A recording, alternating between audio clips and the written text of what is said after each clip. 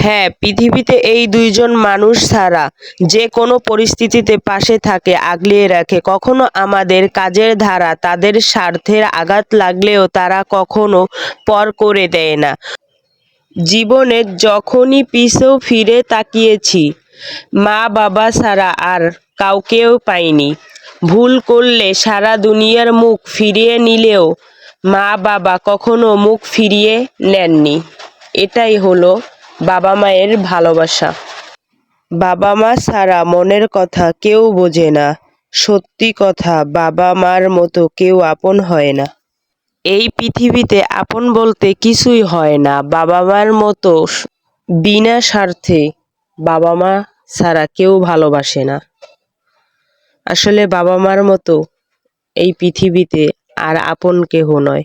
যার বাবা মা পৃথিবীতে আছেন সে খুব ভাগ্যবান। আই মিস ইউ বাবা।